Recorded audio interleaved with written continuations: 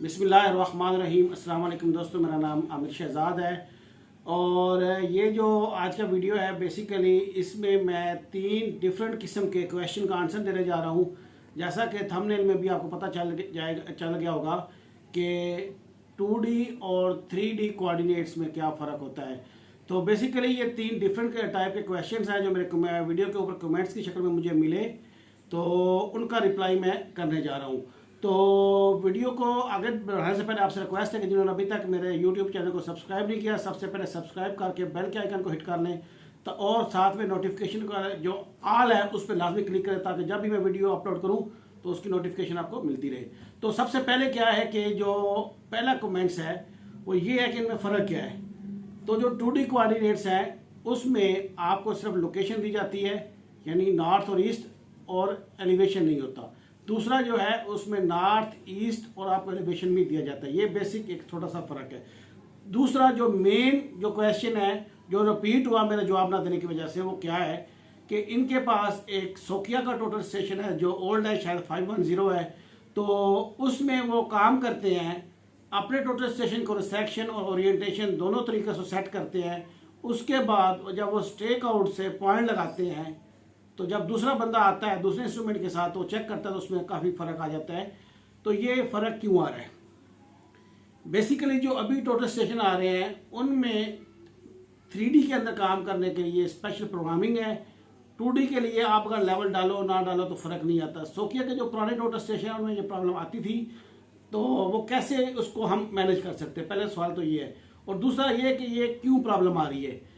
मसलन उन्होंने अगर कहीं पे उनको बेंचमार्क दिए गए हैं, उन्होंने रिसेक्शन की या ओरिएंटेशन के तरीके से की, तो क्या हुआ कि 2 पॉइंट से कोऑर्डिनेट्स एलिवेशन दिए, उसके बुनियाद के ऊपर जो हमारा टोटल स्टेशन है उसने अपनी लोकेशन फाइंड की, उसको स्टेशन कोऑर्डिनेट मिल गया, एलिवेशन मिल गया। अब टोटल स्टेशन की एक अपनी लोकेशन और एक अपना लेवल है। अब जो आदमी वापसी पे आपका स्टेक आउट में पॉइंट लगा रहा है उसके पास कोऑर्डिनेट्स हैं लेकिन उसके पास एलिवेशन नहीं है। और हम लोग क्या गलती दूसरी कर रहे हैं कि हमारे पास जो टोटल स्टेशन है उसके HR यानी हाइट ऑफ रिफ्लेक्टर या प्रिज्म हाइट भी डाल रहे हैं। क्यों? क्योंकि हमारी टोटल स्टेशन टोटली लेवल के साथ सेट है। ये पुराने इंस्ट्रूमेंट की बात कर रहा हूँ, नहीं में ये प्रॉब्लम नहीं आ रही। तो जब आप पॉइंट लगाओगे तो स्टेक आउट में आपको पॉइंट जो है वो एग्जैक्ट आप लगा लेते हो, लेकिन जब दूसरे इंस्ट्रूमेंट से या इसी इंस्ट्रूमेंट में बिना एलिवेशन के करोगे तो उसमें फ़र्क आएगा।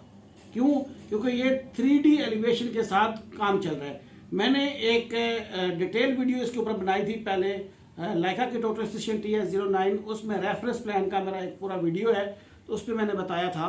तो तीसरा पॉइंट भी उसमें कवर अप हो जाएगा और साथ में ये मैं आपको क्लियर करता जाता हूँ। फॉर एग्जांपल ये हम समझ लेते हैं कि ये हमारा एक रेफरेंस प्लान है। अगर इसके चारों कोने एक लेवल है, अब अगर आप इसके अंदर टोटल स्टेशन आप में काम करोगे तो सिंपली आप क्या इसको डिस्टेंस दोगे नॉर्थ और ईस्ट की डायरेक्शन, तो आपका पॉइंट स्टेक आउट हो जाएगा। लेकिन अगर ये टेपर शेप है, स्लोप में है, या जैसे रूफ होते हैं, तो ऐसा कुछ है, तो फिर क्या करना पड़ेगा? जैसे मैंने रेफरेंस प्लान में बताया था, पहला पॉइंट का एलिवेशन और कोऑर्डिनेट, दूसरे के पॉइंट कोऑर्डिनेट एलिवेशन, और तीसरे के।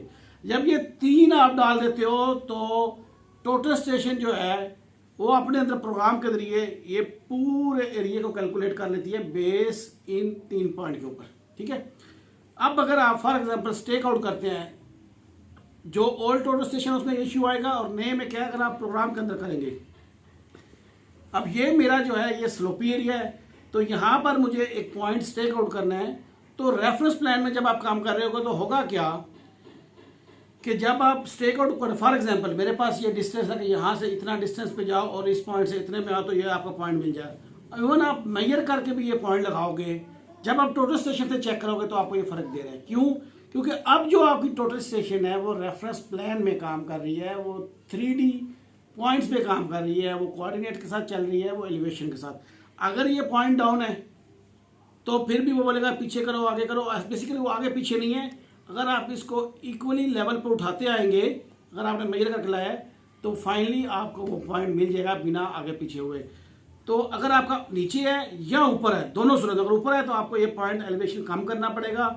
रेफरेंस प्लान का वीडियो अगर आप देखोगे तो उसमें आपको डिटेल से ये चीज़ मिल जाएगी कि ये हम लोगों ने कैसे काम किया।